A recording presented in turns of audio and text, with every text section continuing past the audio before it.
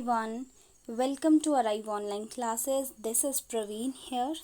हम लोग आज जो टॉपिक करेंगे बायोलॉजी सेक्शन में करेंगे और बायोलॉजी सेक्शन में आज का टॉपिक रहेगा nitrogen fixation which is very important.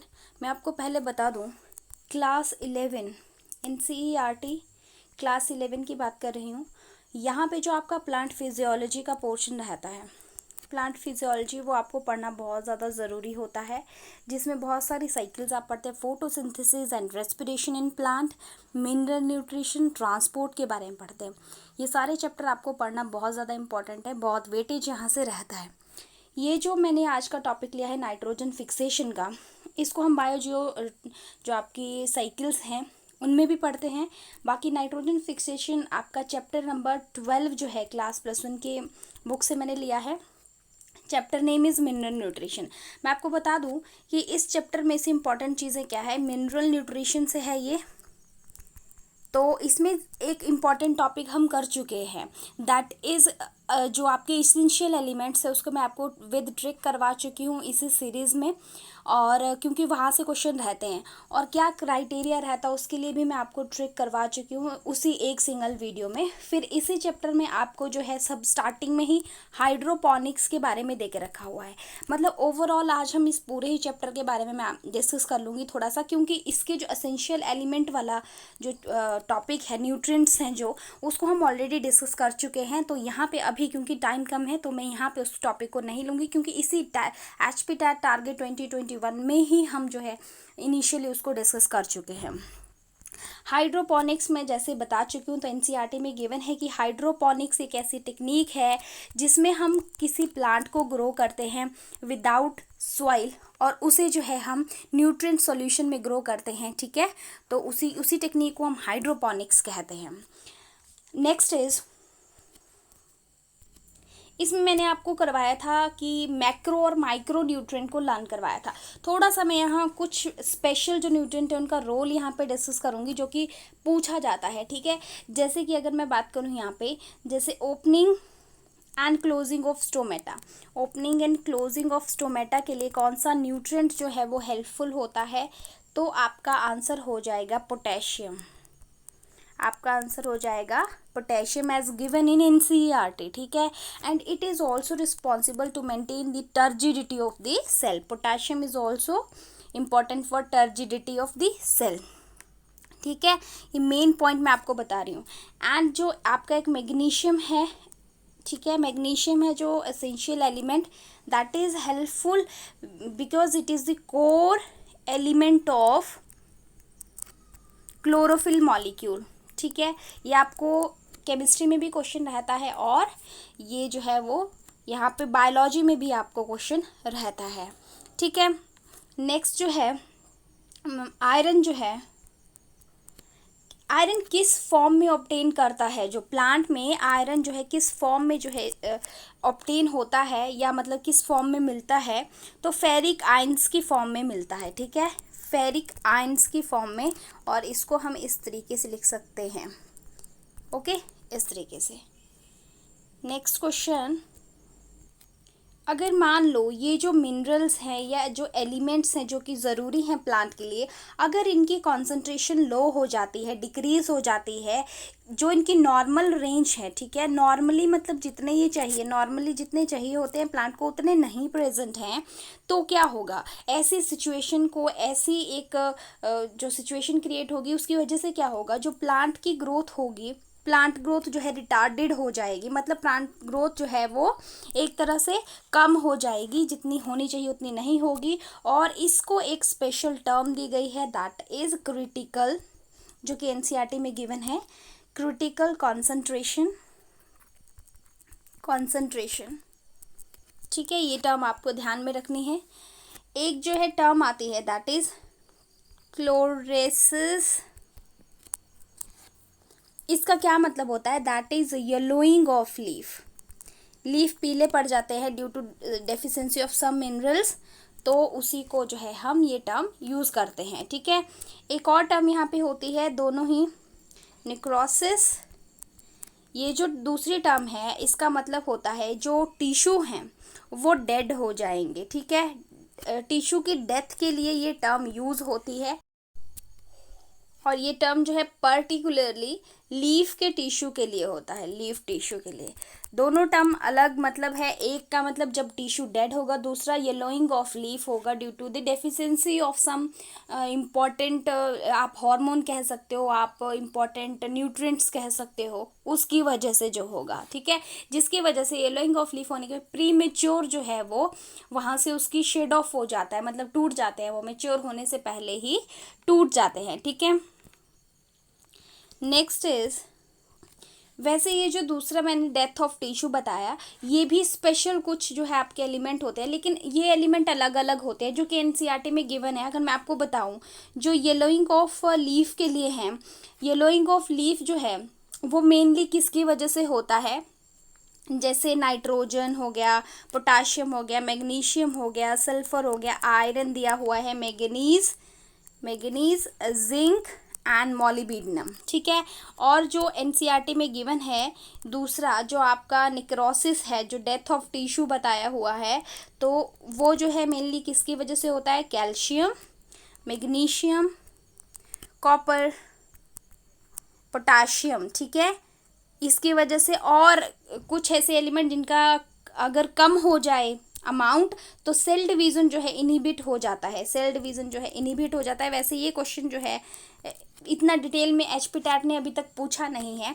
Cell division inhibit किसकी वजह से होता है, नाइट्रोजन कम हो जाए, पोटाशियम कम हो जाए, सल्फर कम हो जाए और मॉलिब्डेनम कम हो जाए। ये जो मैं आपको एलिमेंट बताए ये एज इट इज़ एनसीईआरटी में गिवन है, ठीक है, तो आपको ध्यान में रखने हैं, ठीक है। एक और चीज़ यहाँ पे नोट कर लीजिए, कई बार क्या होता है, फ्लावरिंग जो है वो डिले हो जाती है, मतलब फ्लावरिंग जिस टाइम पे होना है उस टाइम पे नहीं होती है। वो कौन से एलिमेंट कम हो जाए किसकी वजह से, एक तो नाइट्रोजन, सल्फर और मॉलिब्डेनम, ये तीन आपको नाम याद रखने हैं।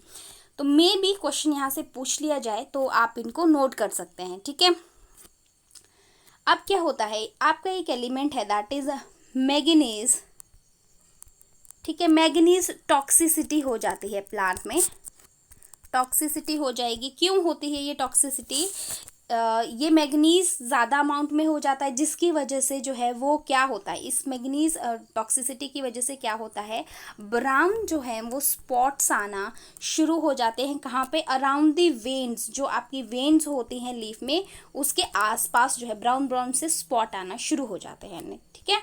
नेक्स्ट क्वेश्चन इज, वैसे इस चैप्टर में और भी बहुत सारे क्वेश्चन हैं, लेकिन मैं मेन क्वेश्चन ले रही हूँ, ठीक है, इस एग्ज़ाम को देखते हो। अब हमारा जो आज का मेन टॉपिक है दैट इज़ नाइट्रोजन साइकिल, वो हम देखेंगे, ठीक है।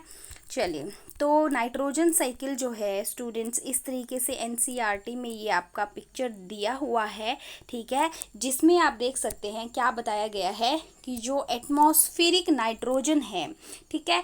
मैं आपको कुछ और इम्पॉर्टेंट क्वेश्चन भी इसके बताऊंगी जब नाइट्रोजन साइकिल पहले मैं समझा देती हूँ, उसके बाद मैं वेरी इंपॉर्टेंट क्वेश्चन को लेके जो है आपसे डिस्कस करूँगी।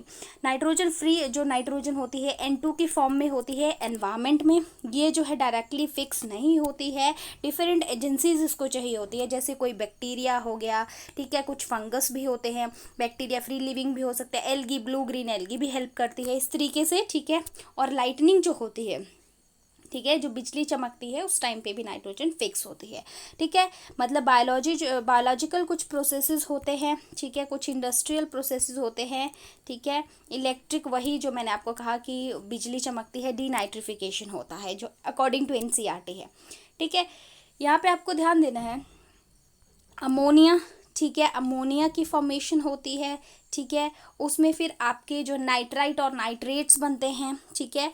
और वहाँ से किस तरीके से साइकिल, आपको वैसे एनसीईआरटी से उतना अच्छे से समझ नहीं आएगा, इसलिए मैंने यहाँ पे एक पिक ऐड करी है विच इज़ वेरी क्लियर, और बहुत अच्छे से इससे आपको समझ आ जाएगा। देखिए क्या होता है, जो एटमॉस्फेरिक नाइट्रोजन होती है वो जो है N2 की फॉर्म में है, फिर क्या होगा, वो जो है वो आएगी या तो कुछ बैक्टीरिया उसको फिक्स करेंगे, बायोलॉजिकल नाइट्रोजन फिक्सेशन होगी जो कि रूट नोड्यूल्स में होती है, ठीक है, सिम्बायोटिक एसोसिएशन से होती है। यहाँ पे आप देख सकते हैं रूट नोड्यूल्स है ना, यहाँ पे कुछ बैक्टीरिया जो है स्पेशल मैकेनिज्म होता है और यहाँ से बहुत सारे क्वेश्चन आते हैं। एंजाइम, लेग हीमोग्लोबिन की फॉर्मेशन, हुक की फॉर्मेशन, कैसे वहाँ से एनारोबिक कंडीशंस क्रिएट होते हैं, ये मैं आगे डिस्कस आपके साथ ज़रूर करूँगी, ठीक है। तो ये हो गया, ये लेग्यूम प्लांट्स में होता है, फ्री लिविंग बैक्टीरिया यहाँ पे काम करते हैं।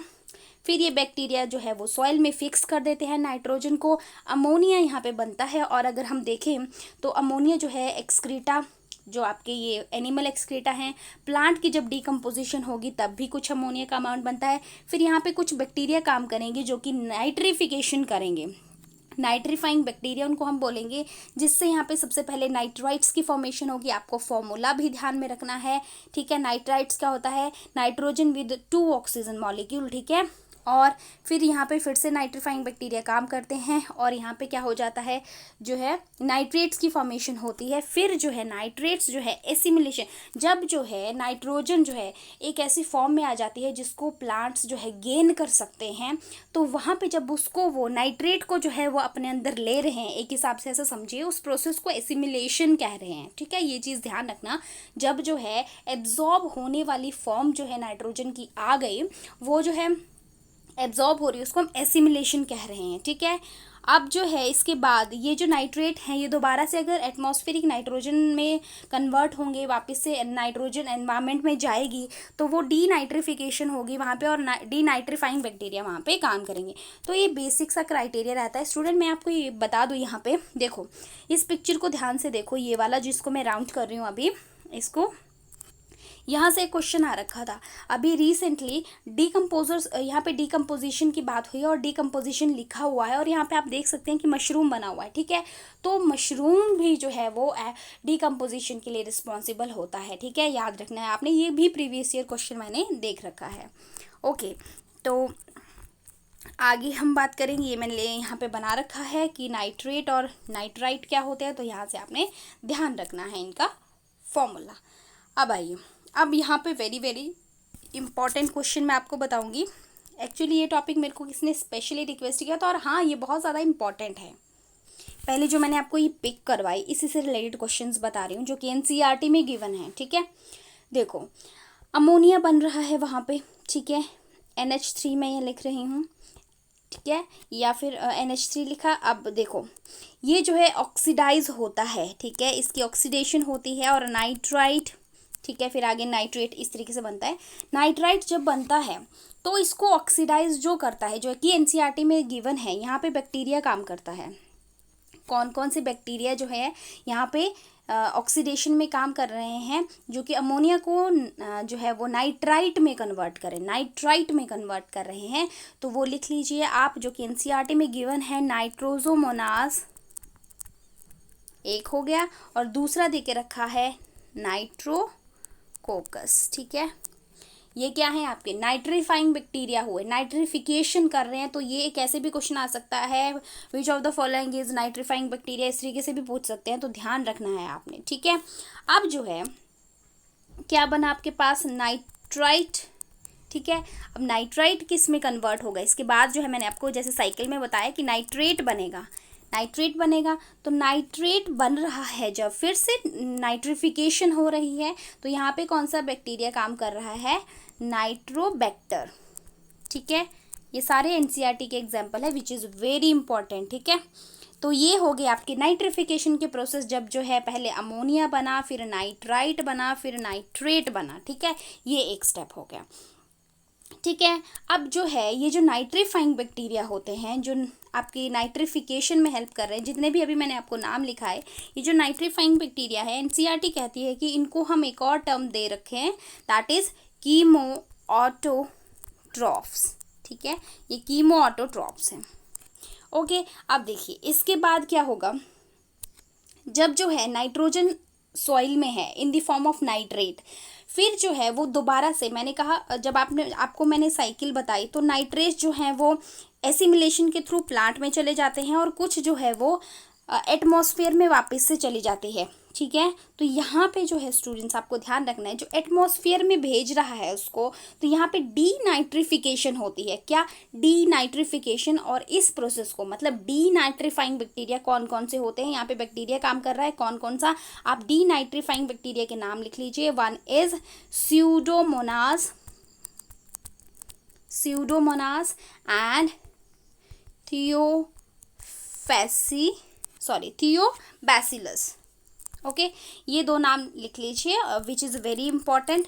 क्वेश्चन कैसे भी पूछा जा सकता है। सारे एग्जाम्पल जो है मैं आपको एनसीईआरटी के ही अभी तक बता रही हूँ, एक्स्ट्रा भी बताऊंगी कुछ चीज़ें, पहले आप ये सारे लिख लीजिए।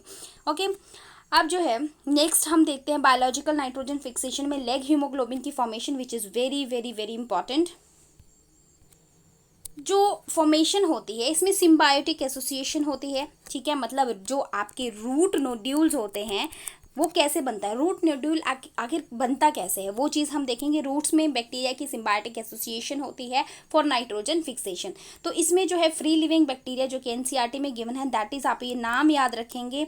ये रहिजोबियम का तो बार बार पूछा जाता है पेपर में, रहिजोबियम हो गया एक हो गया फ्रेंकिया, राइजोबियम एंड फ्रेंकिया। ये जो है फ्री लिविंग, आप लिख लीजिए, ये फ्री लिविंग बैक्टीरिया है जो कि सॉइल में होते हैं और ये सिम्बायोटिक एसोसिएशन बनाएंगे और नाइट्रोजन को फिक्स करेंगे, ठीक है। लेग्यूमिनस प्लांट में ये काम करेंगे। तो क्या होता है स्टूडेंट्स, मान लो ये एक रूट हेयर है, मैं जस्ट एक रूट हेयर यहाँ पे बता रही हूँ।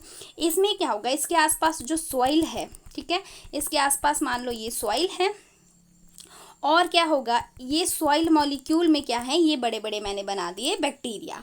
ये क्या है, बैक्टीरिया होंगे यहाँ पे। तो ये जो बैक्टीरिया होंगे ये यहाँ पे रूट एक सेकेंड, यहाँ पे जो ये रूट हेयर है इसके ऊपर काम करेंगे, रूट हेयर के ऊपर काम करेंगे। और पहले इसको क्या कर देंगे, इसका जो रूट हेयर का स्ट्रक्चर है उसको चेंज कर देंगे और हुक लाइक बना देंगे। इस तरीके से हुक्ड स्ट्रक्चर बना देंगे। ये कैरेक्टरिस्टिक फीचर है, हुक्ड स्ट्रक्चर बन जाएगा। उसके बाद ये बैक्टीरिया क्या होंगे, इस हुक्ड स्ट्रक्चर के आसपास जो है वो आ जाएंगे, इस स्ट्रक्चर के आसपास आ जाएंगे और उसके बाद इसके अंदर जो है चले जाएंगे और इस तरीके से एक स्ट्रक्चर बनाएंगे, ठीक है। इस तरीके से जो स्ट्रक्चर बनाएंगे स्टूडेंट्स, यहाँ पे इस स्ट्रक्चर को जो है वो कहा जाता है आपका इन्फेक्शन थ्रेड। क्या कहा जाता है कि ये जो बैक्टीरिया है वो अंदर तक चला जाता है, इन्फेक्शन थ्रेड इसको हम कहते हैं। ये आपको याद रखना है, इन्फेक्शन थ्रेड इसको कहते हैं। और यहाँ इन्फेक्शन थ्रेड क्या है, इन्फेक्शन थ्रेड जो है वो बैक्टीरिया कंटेन करता है, ठीक है। और फिर यहाँ पे नोड्यूल की फॉर्मेशन होती है। तो मेन चीज़ यहाँ पे है कि रूट हेयर का स्ट्रक्चर हुक्ड हो जाता है और वहाँ पे किस चीज़ की, इन्फेक्शन थ्रेड की फॉर्मेशन होती है, ठीक है। अब देखो नोड्यूल, इसके बाद जो है हुक्ड स्ट्रक्चर बनने के बाद जो है बैक्टीरिया का इन्फेक्शन जब क्रिएट हो जाता है तो वहाँ पे नोड्यूल बन जाता है, नोड्यूल लाइक स्ट्रक्चर बन जाता है। अब ये जो नोड्यूल बनता है ना स्टूडेंट्स, यहाँ पे आपको क्या चीज़ें ध्यान रखनी है, यहाँ पे एक जो है स्पेशल एंजाइम काम करता है, दैट इज नाइट्रोजिनेज। यहाँ पे रूट्स जो नोड्यूल हैं वहाँ पे एक एंजाइम होगा, कौन सा, नाइट्रोजिनेज एंजाइम। ये एंजाइम सेंसिटिव होता है किसके लिए, ऑक्सीजन के लिए, O2 मॉलिक्यूल के लिए ये सेंसिटिव है। मतलब जहाँ पे O2 होगा वहाँ ये काम नहीं करेगा। तो अब जो रूट हेयर के आसपास मान लो ये आपका एंजाइम है, कौन सा एंजाइम है ये हो गया ये वाला एंजाइम। तो ये एंजाइम यहाँ पे काम नहीं करेगा क्योंकि ये सेंसिटिव है किसके लिए, इस ऑक्सीजन के लिए। अब इस ऑक्सीजन को यहाँ से बाहर जाना पड़ेगा, ठीक है। मतलब यहाँ पे कैसी कंडीशन क्रिएट होनी होगी, एनएरोबिक कंडीशन, जहाँ पे ऑक्सीजन नहीं होगी। तो क्या होता है, यहाँ पे जो है आपका एक मॉलिक्यूल आ जाता है, that is leg, LEG, haemoglobin, ठीक है। एक सेकेंड, HAEMOGLOBIN, लेग हीमोग्लोबिन, ठीक है। ये क्या करता है, ऑक्सीजन को अपने साथ बाइंड करके यहाँ से रिमूव कर देता है, ठीक है। तो क्वेश्चन देखो यहाँ पे कैसे आता है। पहली बात, कौन सा एंजाइम जो है वहाँ पे काम करता है, तो नाइट्रोजिनेज एंजाइम होगा वो। और ऑक्सीजन को वहाँ से कौन एस्केप कर रहा है, तो leg haemoglobin molecule. Leg haemoglobin किस तरीके से नाइट्रोजन फिक्सेशन में हेल्प करता है, तो वो रिमूव करता है ऑक्सीजन को, ठीक है। इसीलिए उसको जो है एनसीईआरटी में गिवन है, इसीलिए उसको जो है ऑक्सीजन स्क्वेंजर भी बोलते हैं, ठीक है। और ये हो गया, यहाँ पे ये इंपॉर्टेंट क्वेश्चन हो गया, प्रीवियस ईयर आ भी रखा है ये। लेग हीमोग्लोबिन की फुल फॉर्म हो जाएगी लेग्यूमिनस हीमोग्लोबिन, ठीक है, लेग्यूमिनस हीमोग्लोबिन। लेग हीमोग्लोबिन जो है वो कंबाइन करती है O2 के साथ, और वहाँ से जो है ये हीमोग्लोबिन जो है कंबाइन करेगी O2 के साथ, और फिर उसको माइटोकॉन्ड्रिया को दे देगी ताकि फर्दर रेस्पिरेशन हो, ठीक है। ये रहता है एक प्रोसेस। यहाँ से क्वेश्चन जो है वो बहुत बार रहते हैं ये लेग हीमोग्लोबिन वाले। अब यहाँ पे और इम्पोर्टेंट क्वेश्चंस करेंगे। बैक्टीरिया, जैसे मैंने आपको बताया राइजोबियम एंड फ्रैंकिया जो है फ्री लिविंग बैक्टीरिया हैं। अब कुछ ब्लू ग्रीन एल्गी भी जो हैं वो नाइट्रोजन फिक्सेशन में इन्वॉल्व होते हैं, उनके नाम लिख लीजिए। दैट इज़ फर्स्ट जो है आपको बहुत बार पूछा जाता है नॉस्टॉक, ठीक है। नॉस्टॉक में स्पेशल एक नॉस्टॉक से नाइट्रोजन फिक्सेशन का क्वेश्चन भी आ रखा है कि स्पेशलाइज्ड स्ट्रक्चर नॉस्टॉक के पास होता है which helps in the nitrogen fixation, और उसका नाम बताइए। ऑप्शन में जो है हिट्रोसिस्ट उसका करेक्ट ऑप्शन हो जाता है। हिट्रोसिस्ट उसके पास स्पेशलाइज्ड एक स्ट्रक्चर होता है जो कि इंटरनली कुछ इस तरीके का दिखता है, ऐसा, ठीक है। एक तो नॉस्टॉक बताया मैंने, और दूसरा ब्लू ग्रीन एल्गी है, दैट इज एनाबिना। ये दोनों नाम नोट कर लीजिए। इसके बाद सिम्बायोटिक एसोसिएशन में तो वही राइजोबियम बता दिया मैंने आपको। इसके बाद आपको याद रखना है और नाम, दैट इज एजिटोबैक्टर। ये भी एक फ्री लिविंग बैक्टीरिया है, ठीक है।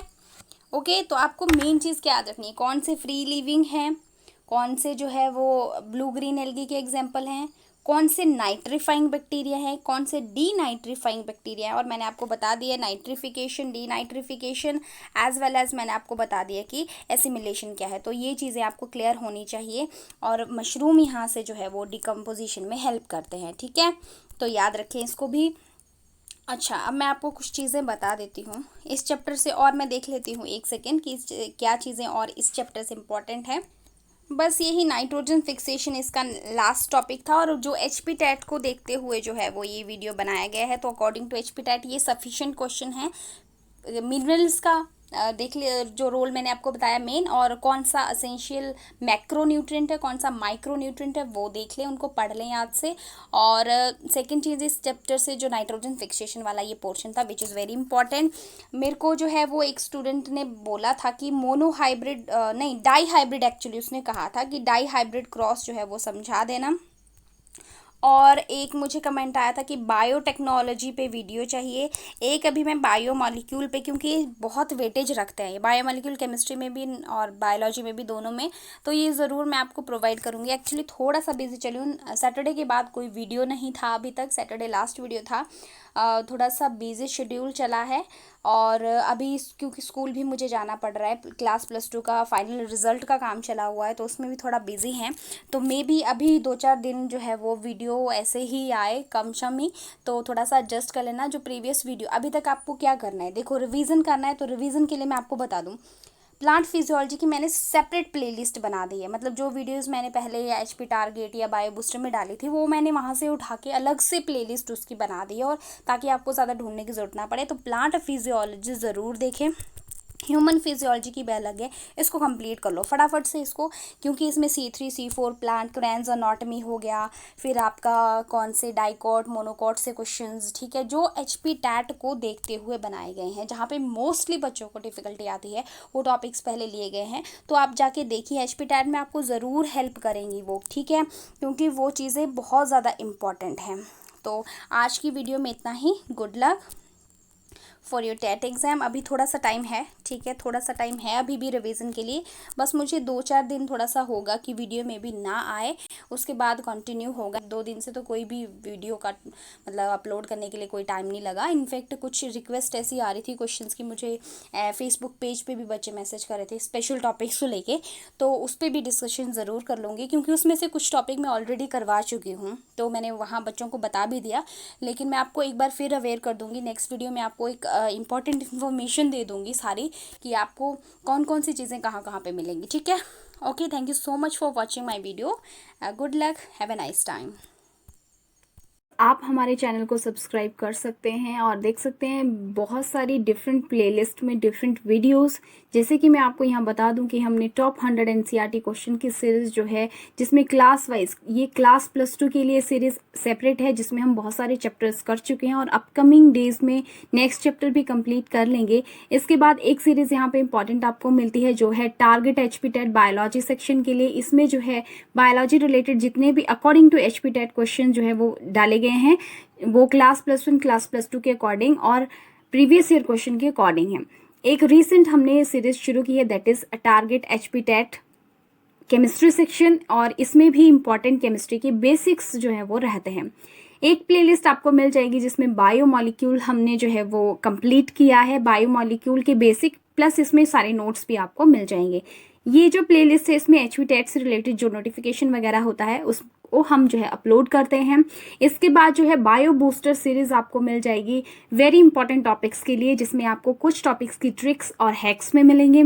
इसके बाद बायोलॉजिकल क्लासिफिकेशन को हम कंप्लीट कर चुके हैं, सारे इंपॉर्टेंट क्वेश्चन विद नोट्स आपको इसमें मिल जाएंगे। क्लास +1 की टॉप 100 एनसीईआरटी की सीरीज आपको मिल जाएगी, जिसमें जो है हम काफ़ी ज़्यादा चैप्टर कंप्लीट कर चुके हैं क्लास +1 से भी।